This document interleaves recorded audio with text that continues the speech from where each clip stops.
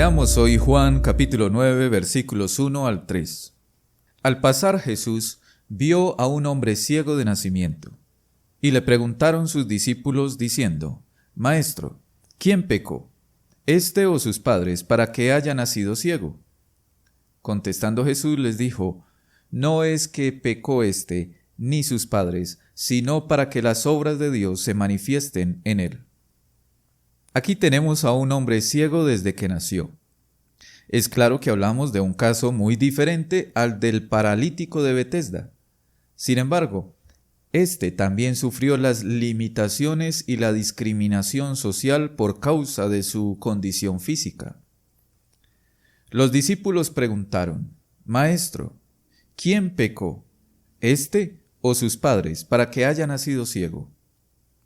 Parece ser que estos muy nuevos discípulos de Jesús acostumbraban a atribuir toda enfermedad, sufrimiento o limitación de una persona a una mala comunión con Dios. Pensaban que todo sufrimiento es producto de un pecado en particular, pero Jesús les advirtió que se equivocaban. El verso 3 dice: No es que pecó éste ni sus padres.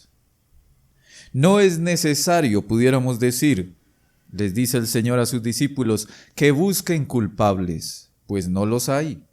Su ceguera es obra de Dios. Dios le hizo ciego. Así como pensaron los discípulos, así piensan muchos hoy día.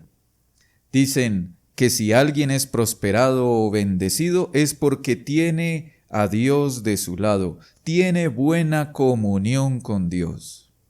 Pero en caso contrario, es decir, si en vez de ser bendecido, solo sufre, pasa enfermedades, pobreza y otras penas, entonces dicen: es porque Dios no está con él y vive en pecado, por eso le va mal.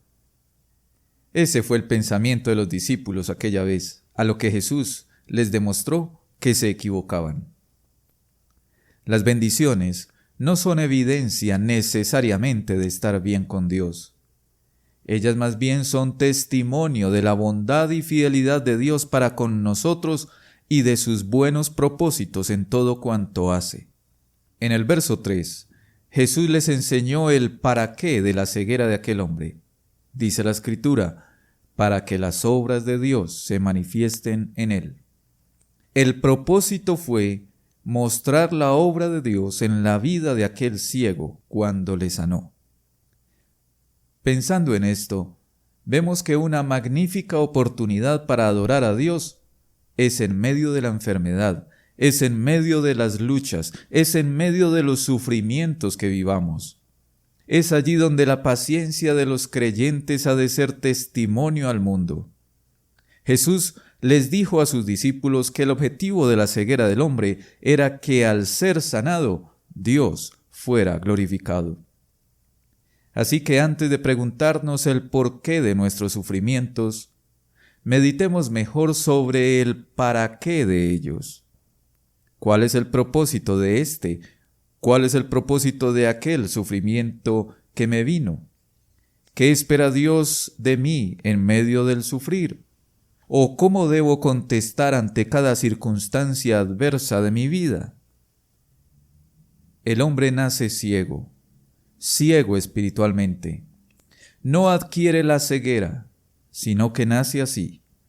Sin embargo, recibir la vista y ver con ojos espirituales es posible gracias a la obra de Jesús. Para todo ciego que se sabe ciego de nacimiento, hay esperanza en Cristo.